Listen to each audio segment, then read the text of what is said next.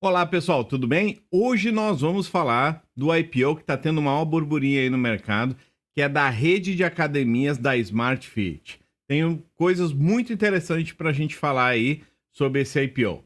Segue o vídeo. Olá pessoal, tudo bem? Então vamos falar um pouquinho aqui sobre o resumo dessa oferta da Smart Fitness. Então o que nós temos? Uma captação aí de 2,5 bilhões 2,15 bilhões de reais, vai ser uma oferta primária, onde todo o dinheiro vai para o caixa da empresa. De acordo com o prospecto, eles vão usar esse dinheiro para expandir, reduzir dívida e comprar também franqueados, tá bom? O preço inicial de negociação é esperado aí entre 20 e 25 reais depois do encerramento aí da captação.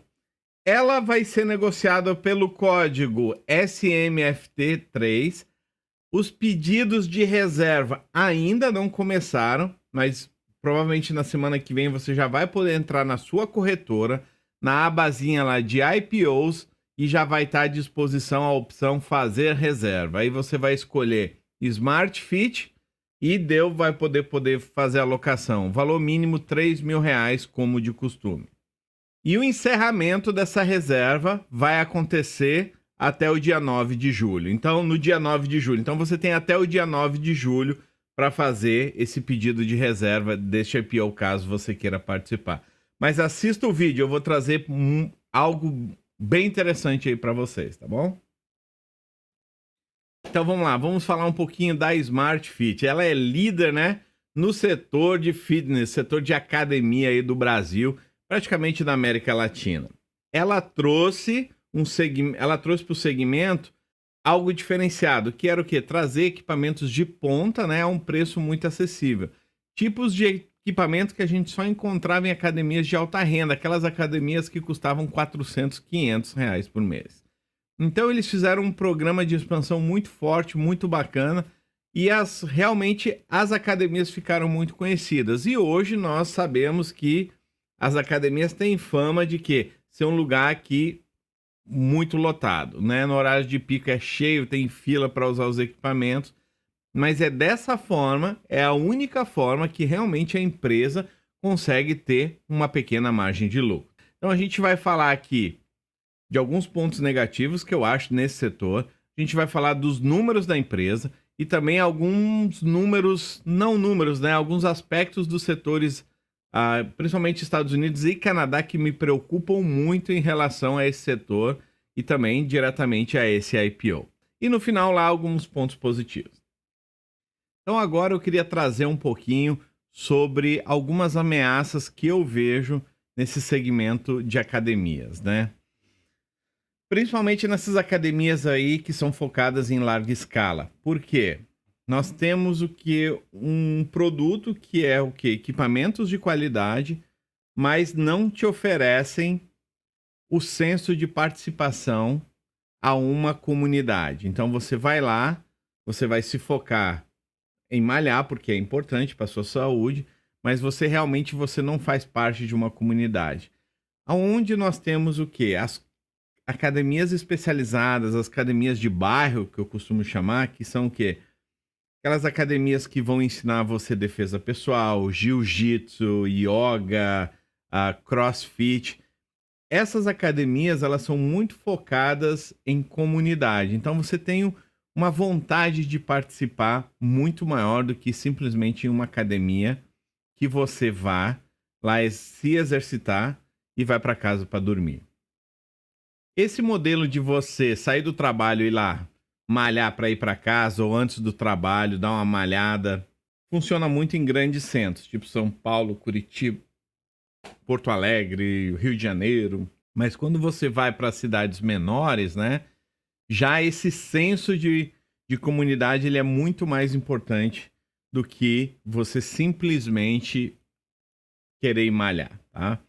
Então eu vejo que isso é uma grande ameaça ao setor, né, de academias. Eu vejo isso, eu viajo muito, eu vejo que cada vez mais essas academias de larga escala não estão sendo os líderes de mercado, né?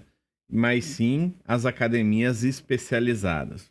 Um outro ponto, acho que é muito importante, o tipo de construção, né, de condomínios que estão sendo feitos hoje, né, você pode ver que existe um foco em ter uma pequena academia, né?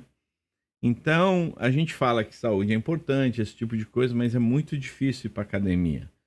Então, eu acho que essa é uma outra ameaça, porque se todos os prédios novos, né, começam a disponibilizar academias, as pessoas vão, quando o orçamento estiver apertado, vão deixar de contribuir, né, e de pagar uma academia por utilizar equipamentos. Ela vai dar preferência em utilizar academias que ela vai praticar o jiu-jitsu dela, a yoga, né, o crossfit, mas eu vejo que a primeira opção de ela cortar vai ser a academia que ela vai simplesmente por aparelhos, tá? Então, eu vejo isso como uma outra grande ameaça.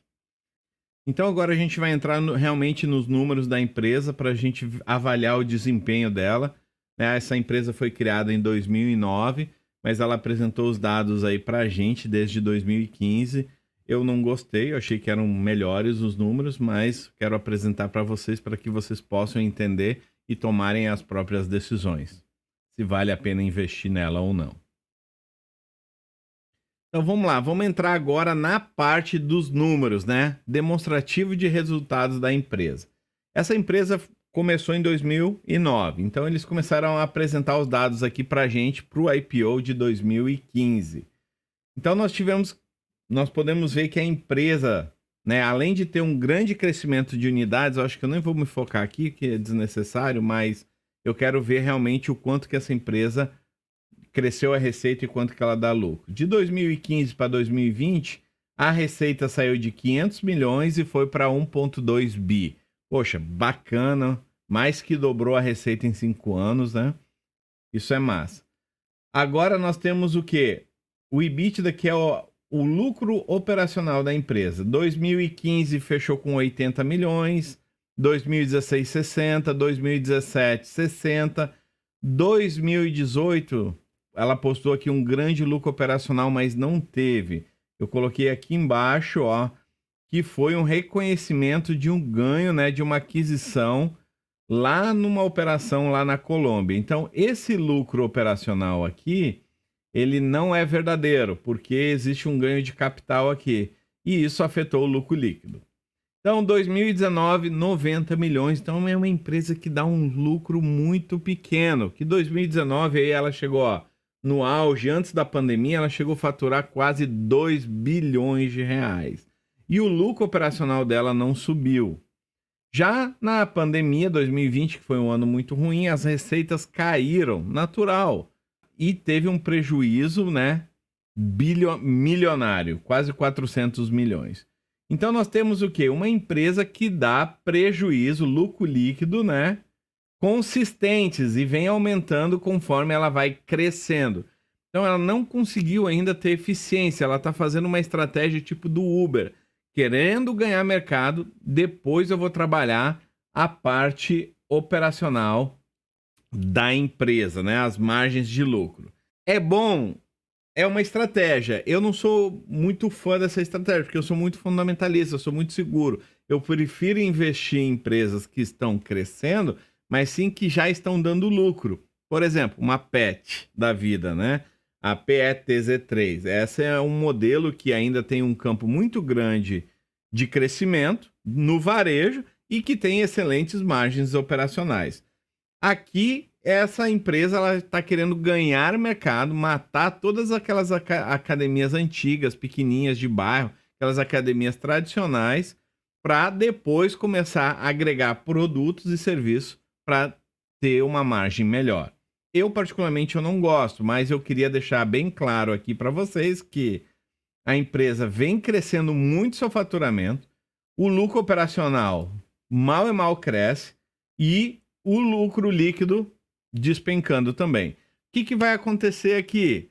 Essa empresa vai precisar mais e mais dinheiro para continuar esse modelo de expansão, caso ela não consiga transformar isso em lucro líquido, que eu acho muito difícil, tá? Mas vamos falar agora um pouquinho de outros números financeiros. Então aqui nós temos o quê? Uma foto dos indicadores financeiros no fechamento de 2020.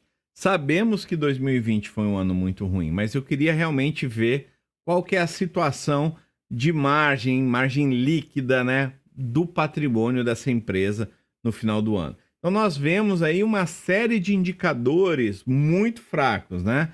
O retorno sobre o capital, o retorno sobre o patrimônio, a empresa realmente não dá lucro, as margens são muito reduzidas, né? Isso realmente me preocupa quando eu quero me tornar sócio de uma empresa. Eu quero um negócio que realmente me mostre que eu vou ter uma vantagem, que aquilo ali tem a condição de multiplicar o meu patrimônio.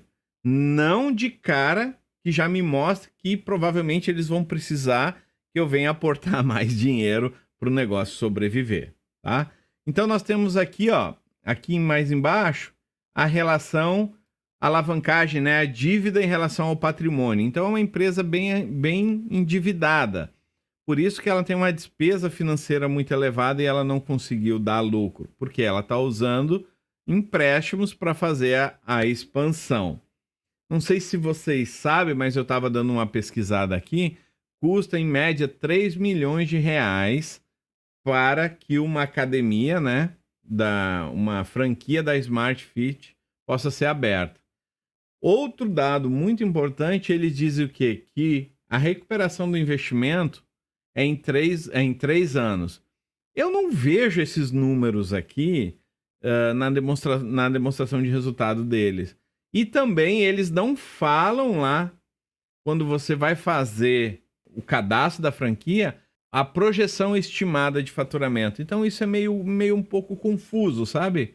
Porque como é que tu quer vender a franquia, você quer exigir um investimento e você não consegue nem apresentar um dado de faturamento. Para mim eu achei meio ruim isso, sabe? Para não dizer o contrário, né? Para não dizer outra coisa. Mas eu vejo aqui que os indicadores estão muito fracos. Agora aqui vamos para outra página, vamos ver alguns outros.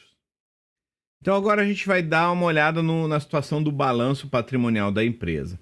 Dá uma olhada um pouco nas dívidas de curto prazo, longo prazo, para ver a disponibilidade de caixa que ela tem, quantidade da dívida líquida. Então aqui nós já podemos ver que ela tem uma dívida de longo prazo na faixa aí de 2 bi e uma dívida de curto prazo de 500 milhões. E uma disponibilidade de curto prazo em 800. Então ela realmente, se ela vai pagar a dívida de curto prazo mais os juros, o caixa dela está bem apertado. Então por isso a corrida dela de abrir esse IPO, trazer novos investidores para levar esse dinheiro para o caixa, para reduzir o índice de alavancagem dela, tá bom? Para melhorar a disponibilidade de caixa, porque senão ela vai ter que pegar mais empréstimo, a situação dela não está muito boa, e isso vai encarecer ainda mais, o custo do dinheiro vai se tornar muito elevado para ela. Então nós vemos que o patrimônio líquido da empresa é na faixa de 2 bi, e ela vai fazer uma captação de 2 bi, né? Ela vai diluir todo mundo aí facilmente em 50%. Então, assim, o cenário aqui é dívidas elevadas. Mas isso aqui não é um problema, porque ela fatura muito. O problema é que ela não consegue dar resultado operacional. Tá bom? Então aqui, pessoal, esse aqui é um gráfico aqui que mostra o resultado, né, da dívida líquida dela ao passar dos anos, né? Então, a cada trimestre aqui. Então, nós conseguimos claramente identificar que a empresa, sim, vem se endividando para crescer. Então, ela vai usar esse dinheiro do IPO, né, para abater um pouco essas dívidas de curto prazo e continuar no seu processo de expansão para lá na frente conseguir maximizar aí a base de usuários para gerar mais lucro, né? Através de oferta de novos serviços ou até mesmo aumento de preços. Então, nesse gráfico aqui, que já é para você ter uma ideia, né, na sua linearidade, como é que está a relação ativo e passivo, né, da empresa nos últimos 5 anos. Então, nós podemos ver que a empresa, a parte de ativos, vem crescendo, né, e mais a parte da dívida também. Então é um modelo que, se ela não se alavanque, se ela não tem a dívida, ela não consegue realmente aumentar o seu patrimônio. Agora eu queria entrar nas coisas que mais me preocupam aí desse setor, né? Eu vou falar do setor aqui como um todo. Nós estamos falando aqui dos mercados mais maduros, dos mercados americanos, porque eles passaram por esse mesmo processo, né, de expansão, de criar academias top, né, num mercado mais maduro. E a Smart Fit, ela não inventou isso, ela simplesmente copiou esse modelo de academias mais tradicionais nos Estados Unidos. Mas eu queria trazer alguns dados aqui que não está sendo apresentado aqui para vocês, certo? Por exemplo, vamos falar da primeira, do Canadá. É menos relevante, mas o Canadá é muito grande, é importante. Ele tinha uma rede de academias que se chamava Steve Nash. O dono era aquele jogador de basquete famoso, né? Que, por conta do coronavírus, mesmo o modelo de alavancagem, margens reduzidas, ela não aguentou e teve que entrar em falência, né? Aí nós temos o quê? Outra notícia aqui, eu vou deixar os links aí na descrição, né? Que você vê que 7 empresas relacionadas, né, a artigos esportivos, né, academias, lojas, entraram, né, com pedido de recuperação judicial no período da pandemia. Então, de academias nós temos aí umas 4 ou 5, né? Mas as duas maiores, mais famosas, né? É a Fitness 24 horas, que eu acho que é o modelo exatamente igual da Smart Fit, certo? E a Golden Gym, que é aquela academia famosa dos bombados e tal. Muito famosa nos Estados Unidos. O Arnold Schwarzenegger malhava nessas academias e tal. Então, para você ver que a coisa para o setor não tá fácil. Então, uma delas é concorrência, margens baixas, elas passaram por uma crise monstruosa e o setor é muito frágil. Os números da Smart Fit não são robustos, são muito ruins. Então, para mim, ela é uma candidata que, de ficar precisando pedir novo dinheiro aos novos acionistas, né? A novos acionistas, os acionistas atuais, ou, eventualmente, se ela passar por uma outra crise, não aguentar e entrar em falência.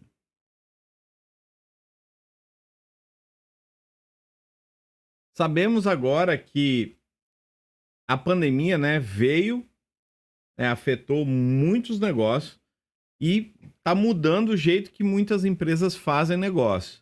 E eu vejo que o modelo tradicional dessas academias, do modelo da Smart Fit, tende a perder com isso. Por quê? As pessoas que estão presas em casas, que experimentaram fazer exercícios em casa e conseguiram descobrir que a maioria delas consegue sim fazer exercícios em casa isoladamente, que não precisam de equipamentos realmente para fazer um exercício básico para manter a sua saúde, essas empresas vão deixar de voltar ao modelo tradicional de buscar uma academia para fazer o exercício. Porque se ela já está presa em casa, ela não vai querer ficar num lugar escuro, preso, onde tem um monte de pessoas suando, filas, aguardando. A pessoa está buscando um pouco mais de conforto. Então essas pessoas, quando elas vão sair, elas vão buscar fazer uma caminhada, um passeio de bicicleta, buscar uma praia, né? Ou um esporte coletivo. Então eu vejo que realmente a pandemia, né? Realmente não vai. A pandemia veio e mudou um pouco dessa estrutura de negócio de academia, especificamente da Smart Fit, onde é só máquina e exercício, né? Não existe aquela comunidade, aquela cultura de um determinado esporte, né, por trás. Essa é a minha visão sobre isso. Então, eu acho que esse é um aspecto muito negativo para esse setor. Então, eu acredito que agora, depois dessa pandemia, nós temos um acesso a informações de uma forma que nós nunca tivemos antes. Nós podemos hoje praticarmos exercício, temos um acompanhamento de uma pessoa, até mesmo de verdade, através de um aplicativo para acompanhar você a fazer exercício. Eu acho que esse modelo um pouco de academia, de só academia de equipamento, sim, vão perder espaço, né? Aquelas academias de bairro, como eu falei, que existe o que uma cultura de um esporte por trás, eu acho que essas aí vão ter uma ascensão, né? Porém, a ascensão delas é muito pequena, numa escala muito mais regional do que uma escala que a Smart Fit está querendo fazer, né? Um domínio, né? Tipo da América Latina. Então, eu acho que pode pesar contra isso. A favor da empresa, certo? Se o plano for muito bem executado e e a empresa conseguir melhorar as margens, conseguir cobrar mais, adicionar produtos, né, na sua base para conseguir melhorar o lucro líquido, sim, pode ser algo muito bacana para o investidor. Mas eu vejo essa possibilidade muito pequena, os desafios são gigantescos, principalmente pelo custo de montar franquias. Eu acredito que os franqueados devem estar com muitas dificuldades e eu acho que eles vão usar parte desses recursos para comprar alguns franqueados para não fecharem a academia, para não ter um risco de imagem muito negativo. Então, em resumo, o IPO para mim ele tem um peso muito mais de risco do que de vantagem. Então hoje nós temos o que inúmeras oportunidades baratas na bolsa, né, com preços justos e eu não acho que tenha necessidade de corrermos esse tipo de risco. Não é uma recomendação de compra, não é uma recomendação de venda, é uma análise aqui dos números, um pouco do setor. Queria trazer algo realmente para que vocês pudessem refletir. E nós temos o que? Inúmeros outros setores de investimento quando nós vamos pensar em, na parte do lado de saúde, né? Nós podemos investir em alimentação, nós podemos investir em calçados, nós podemos investir nas empresas que realmente fazem o equipamento, né? Não necessariamente no setor de academia em si. Vamos deixar esse risco para os outros, tá bom? Forte abraço.